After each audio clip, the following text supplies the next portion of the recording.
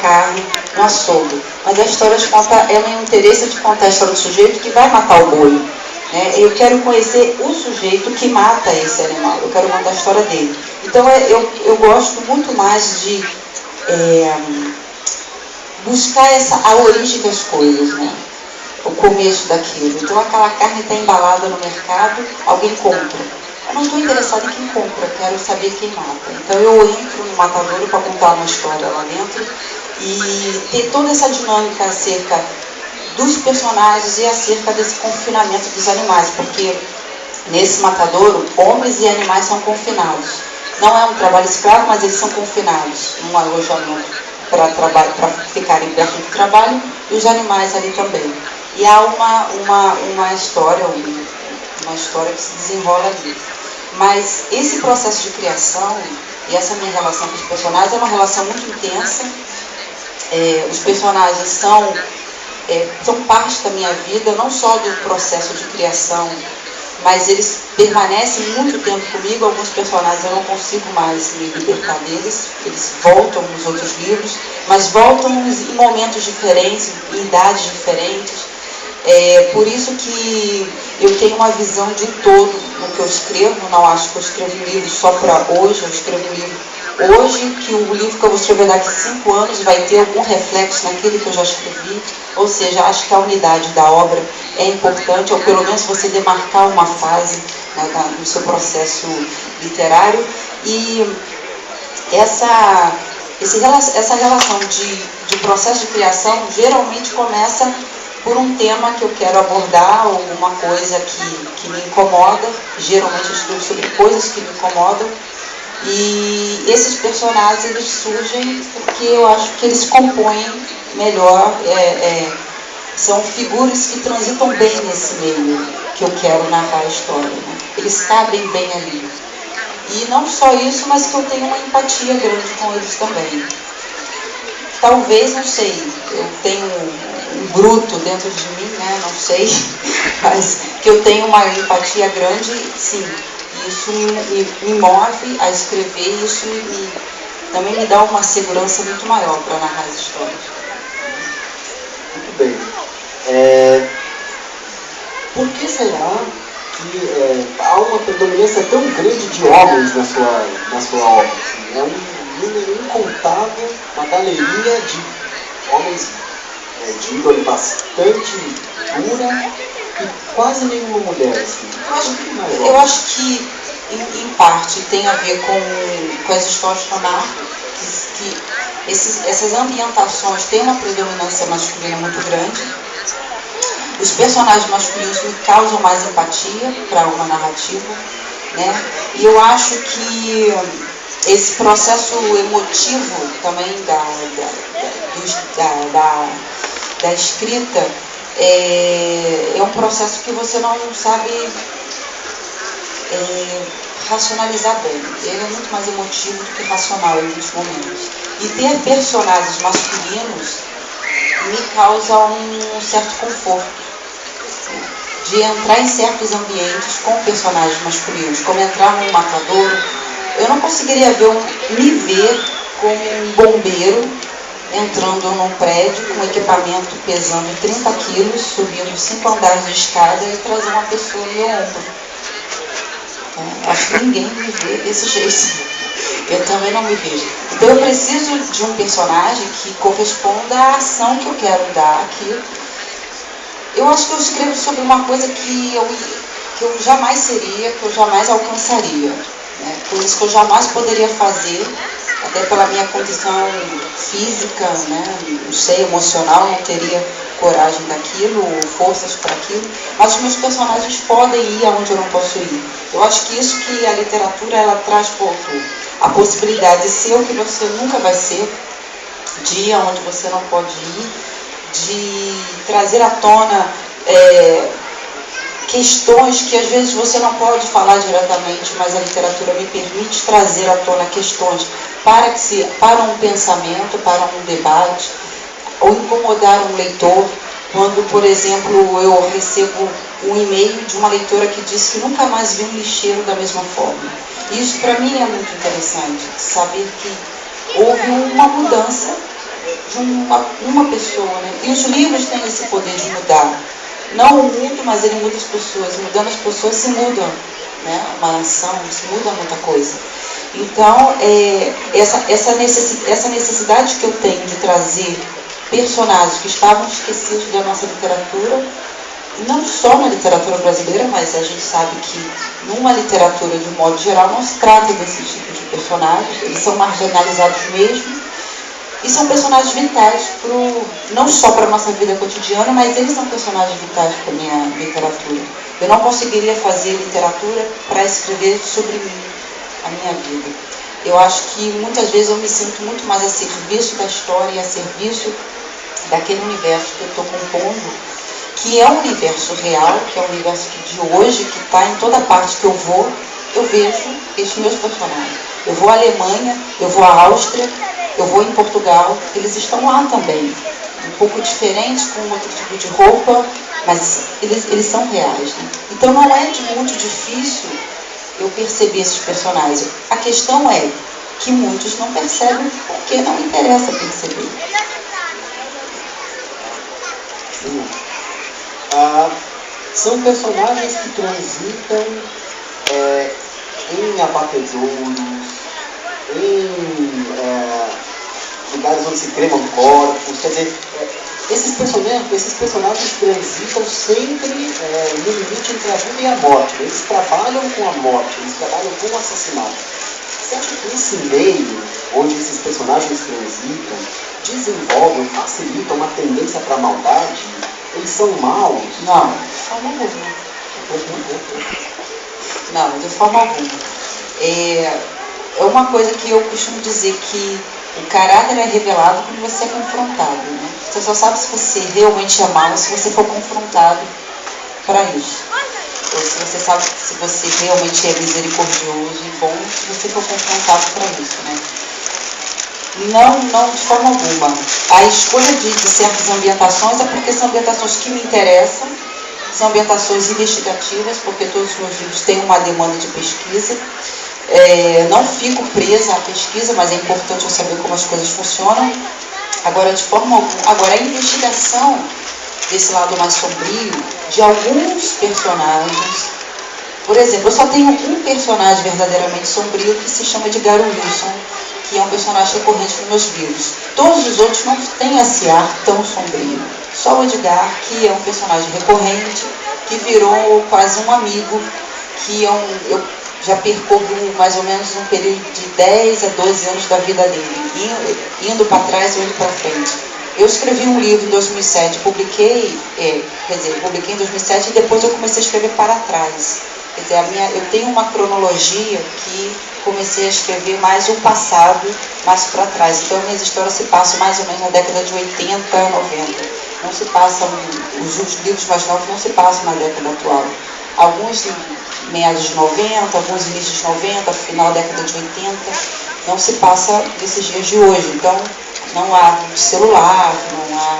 Ou então o celular ainda é uma coisa muito recente, não há uma tecnologia, não há internet, não há ainda essa tecnologia vibrante na história. São histórias que é uma tendência, há quem diga que é uma tendência da literatura ir mais para a área rural no Brasil, e eu percebo que eu sinto uma necessidade muito grande de sair do centro urbano e ir para áreas de interior, de cidades menores, para se contar uma história. Mas eu sempre gostei de cidades pequenas para se contar a história. Eu acho que há uma riqueza nos lugares menores.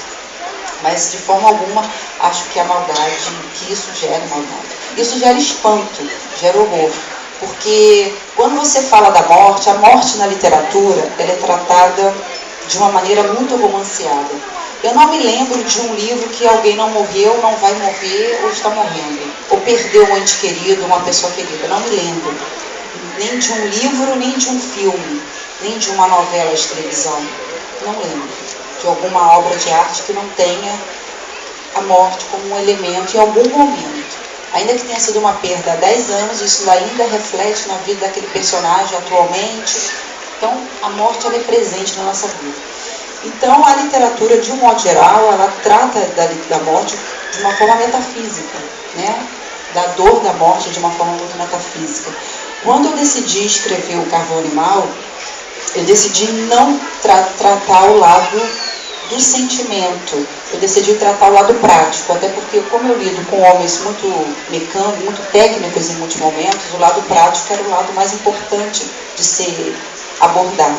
Então, quando você vai para dentro de um crematório e você mostra esse processo natural, como um padeiro que coloca pão no forno e tira e vende o pão, é o sujeito que bota um corpo, cremou, tira, leva para um outro lugar, ele é moído num liquidificador específico de axinol, é verdade, e ele é moído e depois é colocado numa urna. E depois de 30 dias, se ninguém for buscar, ele é lançado num lugar especial chamado Descendrário, que eu acho que é o lugar que ele fica guardado, e tem um lugar com nome semelhante, que é o lugar onde ele é despejado. Tem um cupom, tem um ticket, né, do crematório, você tem que buscar, se não buscar, isso é fato, né? Os crematórios têm site, você pode acompanhar a cremação online e tudo. Isso até mesmo no Brasil. E esse livro, quando eu lancei, as pessoas falaram, mas é muito mórbido, muito chocante. Eu falei, não, mas isso é a morte, né? O personagem trabalha, é o ganha-pão dele. Quem é que vai cremar? Teu pai e tua mãe, ó. Quem é que vai enterrar ele? É você? Alguém tem que fazer o trabalho sujo dos outros. Eu falo que, na verdade, esse título de uma novela se transformou no título de tudo que eu escrevo, né? Eu acho que teria que ser a saga O Trabalho Sujo dos Outros, porque são sempre profissões fundamentais, de extrema importância, que alguém tem que fazer, mas são vistas de uma forma marginalizada. É igual o bombeiro. Quando você precisar dele, você o chama. E ele é fundamental naquilo ali. E quando você não precisa, eles mesmos dizem, eles não lembram da gente, né? Os bombeiros no Brasil ganham muito pouco. E você vê que são homens extremamente empenhados naquela função. Mas é muito empenho. Tanto aqueles que salvam vidas no mar, como eu já vi, eles ficam desesperados quando não conseguem resgatar. O empenho, eles se lançam, não pensam neles, pensam no outro. Isso, para mim, era sempre o mais importante, né? De escrever sobre esses personagens que existem em toda parte. E é completamente esquecido também em toda parte. Não há interesse. Não estou interessado. Tudo bem, o vampiro pode ser interessante na literatura e tal, legal, mas acho que é super válido. Mas existem esses personagens que podem ser muito interessantes também. Então, claro, são personagens que eu tiro da realidade em termos de profissão, mas o personagem em si é ficção, é criado, até porque isso me dá uma liberdade de construção de personagem, que eu posso construir um sujeito que é único, particular, individual, e não tem um compromisso total com a realidade. Antes de fazer a minha próxima pergunta, eu queria comentar brevemente uma cena do Entre Linhas. Posso? Tem um tempo? Posso? Muito bem. É uma cena de extração de um rim. É a irmã do Gerson, não é? O Gerson tem problema no rim e ele doou o rim para a irmã e ele quer de volta. Então ele chega à casa da irmã, a irmã está de baby doll, né? Baby dollzinho rosa do babado. Pergunta o que você quer, né? Convida para entrar, ele está com o Edgar Wilson, não tá? Sim. E uma cena que poderia ser brutal, extremamente brutal. Ela é brutal, mas ela começa divertida, porque ela pergunta o que você quer. E ele diz, eu vim aqui pegar uma coisa que é minha e está com você. Ela diz, o seu filho do Braddock? É o seu VHS do Braddock, é verdade. Seu canal. Não. Eu quero seu livro. Aliás, eu quero meu livro que eu te emprestei. Né? É uma cena que depois você conversa, uma leitura muito difícil. Né? O processo da extração do rim, narrado assim como se fosse a extração da parte de um bicho qualquer, né? Para o leitor mais sensível, ela é uma cena bastante chocante. E aí é a minha pergunta, assim, qual é a postura que os seus leitores em geral têm quando eles procuram você para falar dos seus livros? O seu leitor, o que ele sente, qual a expectativa dele, assim, quando ele vem falar com você, o que ele quer reportar? Experiência de vida. Geralmente eu tinha um número de leitor homem maior e hoje as mulheres começam a crescer. Isso é uma coisa que me agrada muito, ter também mulheres lendo comigo. geralmente, eles não, acho que eles têm empatia com o tema, não sei, eles não ficam tão apavorados, alguns têm aquele impacto, mas gostam do impacto, percebe dentro da construção do universo, porque há coisas que funcionam dentro daquele universo, né? Então, tudo deve ser verossímil dentro daquela proposta que você está tratando. Então, aqueles homens terem aquela atitude, daquela forma, naquele momento, condiz com o aspecto que está sendo tratado. Então, é verossímil, você tem empatia pelo personagem, em momento nenhum ele é condenável por isso, porque existe uma lei que rege aquela história, algo proposto ali dentro. Quando isso acontece, o autor fica completamente leso, porque você cria uma dinâmica dentro de uma proposta literária, e é evidente que o leitor entende isso. Essa cena, ela só acontece devido a uma sequência de coisas. Para chegar a isso, há uma sequência de uma situação. Claro que o Entre Rinhas é um livro extremamente violento. O Edgar Wilson é um personagem assassino, é um personagem sombrio, brutal, que nem eu ainda conheço tão bem. A cada livro que eu escrevo, e quando ele aparece nas minhas histórias, eu estou conhecendo e aprendendo a conhecer um pouco mais desse personagem, mas o leitor que lê gosta, porque geralmente eles leem o próximo, leem a trilogia, leem a sequência, eles entendem a dinâmica da história e a dinâmica desse universo. Acredito que sim, que um leitor mais sensível, eu já falo, olha, depende do que você lê. Pergunto, né? Se alguém perguntar, eu poderia ler seu livro? Você diz, olha, depende do que você gosta de ler. Acho que sim, é um livro aberto a todo mundo que pode ler meus livros, mas não me choca, né? A mim não me choca. A mim não me impressiona tanto. Eu não sei se eu já estou anestesiada, mas não causa nenhum choque. Acho que não, acho que, porque como tem muito humor, o humor negro é um elemento presente em todos os meus livros, né, esse tipo de abordagem, então isso quebra, né? Eu acho que eu quebro na hora certa, na hora que o sujeito não está mais aguentando, então ele fica mais suaviza. Eu queria falar, posso fazer mais uma pergunta? Temos tempo ainda? Só uma, por favor. Bem, Ana, quando a gente lê os seus livros, a sensação que a gente tem é de que a gente está num thriller de ação. Né? Assim, são livros com uma narrativa muito dinâmica, muito familiar ao cinema de ação. Né? Dá pra gente falar só um pouquinho sobre essa questão da influência? O cinema na sua obra tem uma influência? O cinema tem uma influência muito maior na minha... Eu tenho muito mais influência do cinema do que da literatura. E eu acho isso importante, porque às vezes um fotógrafo ele tem uma influência grande das artes plásticas, não necessariamente da fotografia, né? Os cineastas bebem muitas pessoas do cinema bebem muito na literatura, né? E o cinema começou justamente assim, né? Os primeiros filmes foram adaptações de livros, né? E a literatura alimenta muito o cinema até hoje. A gente vê listas e listas de filmes que são adaptações, né? E também alimenta o teatro, há muitos livros que são adaptados. Inclusive, o Entre Rinhas vai ter uma adaptação para o teatro. Não sei como os sujeitos vão resolver esse problema do Entre Rinhas, mas vai ter também uma adaptação do Entre Rinhas com a Guerra de Passagem para o cinema. Então, existe esse diálogo, né, muito grande. E eu tenho essa influência muito grande do cinema, que eu acho que o cinema entrou na minha vida muito pequena. A literatura sempre ficou em segundo lugar. Hoje, eu acredito que é mais equilibrado, mas o cinema ainda tem uma influência muito grande.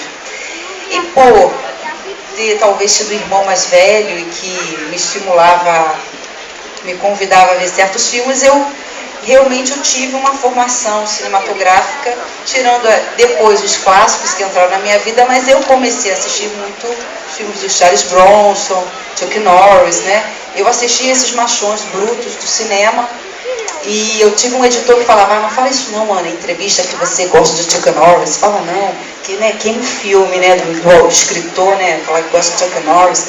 Enfim, mas eu falei assim, tá, tudo bem, mas eu vou continuar dizendo que eu gosto mesmo. Então, eu acho assim, a minha literatura, ela tem um pouco do cinema que eu vi na década de 80, que já eram filmes da década de 70, e também depois das leituras que eu fiz, né? Os autores russos tiveram uma importância muito grande na minha vida, e o Dostoiévski, principalmente porque ele tem essa investigação do sombrio, né? Da alma. Eu gosto muito das histórias, e foi um autor que me influenciou demais, demais mesmo.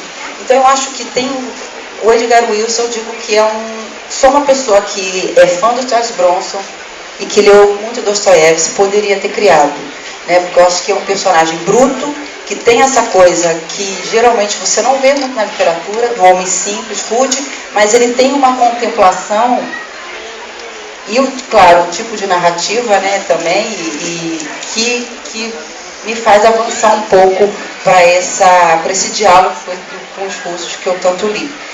E como eu li muito teatro, li muitos textos de teatro, principalmente Nelson Rodrigues no Brasil, e o Nelson Rodrigues também teve uma importância muito grande, então eu tenho muito diálogo, meus textos são muito falados, porque eu dou essa oportunidade para o personagem se manifestar, né? Porque às vezes o autor ele narra, mas quando o personagem fala, ele se manifesta não só para o leitor, mas para o autor também, né?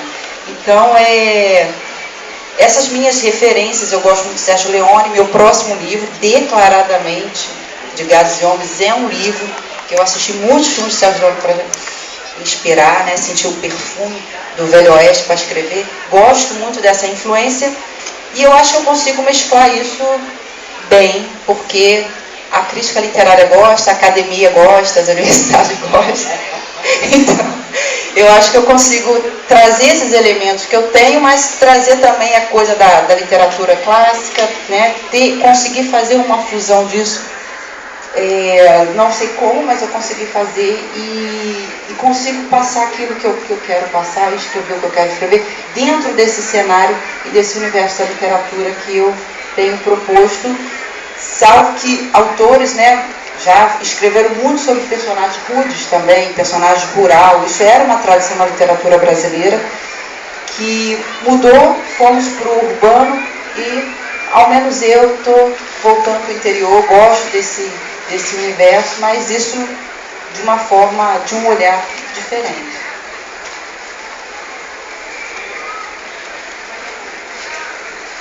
Como dijo Ana Paula, es la primera vez que ella está aquí en Lima, en Perú, pero antes de ella su literatura ya había pasado por nosotros. Ella tiene uno de sus cuentos publicados en este libro que fue editado por Petro Perú, que es una antología de cuentos brasileños contemporáneos. Voy a leer un pedazo de un cuento que se llama Jabalíes en el patio, en el cual el personaje principal es Eulario Marvin, que es una persona que ha estudiado en Europa, ha estudiado fuera, ha tenido buenos trabajos. Sin embargo, siente esta necesidad de regresar a la tierra de su padre. Y incluso detalla el olor de esa hacienda, el olor de los animales, que es algo que se destaca mucho en la literatura de Ana Paula, es la riqueza de detalles que ella te puede dar en relación tanto a los personajes como en el escenario que ellos se van a desarrollar. Voy a empezar y les dejaré apenas con el gustito de que puedan buscar el final de la historia. El cuento se llama Jabalíes en el patio. La vieja camioneta Ford se sacude a 800 metros de distancia y el ronquido del motor puede ser oído desde aquí. Por la manera en que las llantas suben y bajan, como muelles sobre la depresión de la carretera abierta a fuerza de hoz hace unos 70 años, Eulario Marvin puede imaginar lo que está sobre la carrocería. Esto no le agrada ni un poco, mucho menos el aroma a carne podrida envasada por el viento que mueve las hojas de los árboles que se esparcen por la región de modestas altitudes, caracterizada por planicies cubiertas de gramíneas y pantanos. Después del almuerzo, Eulario acostumbra leer en la baranda, acompañado por una jarra de refresco. Ojea la página de un libro y espera con paciencia que la camioneta se estacione frente a él, pues esto es lo que ocurrirá. Sujetos como Adamancio no dejarían de alertarlo sobre sus obligaciones como hombre y ciudadano local. En regiones como esta, repleta de vehículos semejantes, se distinguen los conductores por el semblante del parachoques de cada camioneta. Adamancio tiene un parachoques robusto de color claro. Toma un poco de refresco, limpia los lentes de los anteojos con la punta de la camisa y lee algunos de los párrafos del libro. En pocos minutos necesitará bajar hasta el sótano y cargar su rifle. No le gustaría disparar en un día tan lindo como este. El sol hace resplandecer la amplitud del verde en el cual sus ojos consiguen reposar. El silencio, acompañado por la paz, toma el lugar donde vive, un pequeño sitio rodeado por haciendas de ganado, su hogar, el hogar donde nació. Cuando creció, salió para conocer otras capitales, dentro y fuera del país. Estudió, se graduó, tuvo buenos empleos, pero siempre sentía la falta de ese silencio, del aislamiento, del gallinero, de la crianza de conejos y del olor a mierda que todo eso genera. Eulalio Marvin descubrió que el olor del campo mojado y bosta fresca le dan una sensación de bienestar incomparable. Dejó su trabajo de profesor asistente en una universidad europea y volvió al medio del mundo. Es verdad, volvió más culto, con 2 carrocerías de libros, algunos diplomas en marco de laca y la certeza de que este era su lugar. En otros parajes se sentía como un invasor, sin bando, exótico. Era visto de un modo que no le agradaba. Existen muchas formas de mirar a alguien. Con un mínimo de sensibilidad, entiendes que la preferencia es para el que reside en su propia patria. Los demás son invasores que desconocen las costumbres locales, las reglas sociales enseñadas desde la infancia. A él no le gustó esa sensación. Este es su lugar, donde puede caminar por el monte con un rifle colgado de los hombros y ser parte del campo. Haber concluido un doctorado en Europa y disertado abundantemente sobre la reversibilidad nihilista del sujeto oculto autocentrado y los contorsionismos lingüísticos en la literatura contemporánea hicieron de Eulalio Marvin un tipo reservado. Sin embargo, dedicarse a estudios complejos sobre el arte de escribir también hizo de él un salvaje. «Necesitas ver esto, muchacho», dice Adamancio al bajar de la camioneta. Antes de levantarse, Eulalio le sirve un vaso de refresco a Adamancio. El hombre lanza la cabeza hacia atrás y deja la bebida descender rápido por la garganta. Eulalio observa la violencia con la que el líquido se escurre por dentro de él. Termina la bebida, se quita la gorra, raspa el sudor de la frente con 2 dedos y los lame enseguida. El sabor a sal lo revigoriza. Pasé la madrugada entera atrás del desgraciado. Mi hijo, JG, agarró uno la semana pasada. Demostró que ya es un hombre. Ven aquí, JG, dice Adamancio, gesticulándole a su hijo sentado en el asiento del copiloto. JG mide 1,80 m y pesa más de 100 kilos. Es de pocas palabras, pero acostumbra a hablar solo y se irrita con facilidad. Cuelga sus pantalones antes de un simple gesto con la cabeza. JG agarra un palitroque del piso, lo coloca atrás de la oreja derecha y se pone a rumiar quedito, con la cara volteada hacia el oeste. Contorsiona el rostro en súbitos espasmos y nada parece perturbar a ese muchacho de aspecto duro y desequilibrado. Adamancio aparenta cansancio y se pone a observar al hijo demente. Se resigna con apenas un suspiro. Nota que es un retardado y que va a necesitar arrastrarlo el resto de la vida. Enseguida, mira a lo lejos. Admira por breves instantes el día acalorado. Devuelve el vaso y se coloca la gorra. Creo que ahí viene la lluvia, murmura. ¿Será?, dice Eulalio desanimado.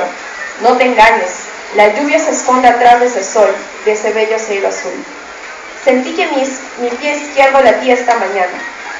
Eulalio mira el pie izquierdo de Adamancio, pero no tiene pie izquierdo.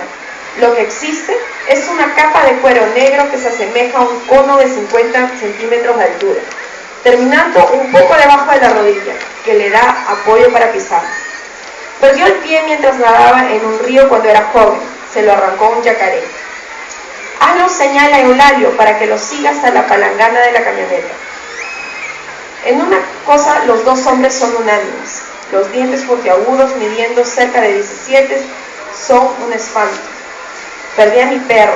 Adamancio se quita la gorra y la mantiene apretada contra el pecho. Lo lamento, dice Eulalio. Aquel perro callejero era cazador, pero el maldito le clavó los dientes al perro y lo lanzó por los aires. Fue entonces que logré acertar el disparo. Mira esto. Adamancio agarra una bolsa negra de la carrocería, la abre y se la muestra a Eulalio, que voltea el rostro repugnado por el perro destrozado. Es eso lo que hacen los animales: devastan, destruyen, matan. Por esos rincones somos nosotros los predadores. ¿Oíste bien, Eulalio Marvin? A estas horas, un hombre como tu padre comienza a hacer falta. Que Dios lo tenga en su gloria, concluyó Adamancio al bendecirse. Eulalio concorda temeroso con un breve movimiento de cabeza y hace sutilmente la señal de la cruz. Espero que tu rifle esté cargado. Por lo visto, tendremos mucho trabajo este año. Ellos se multiplicaron. Lo más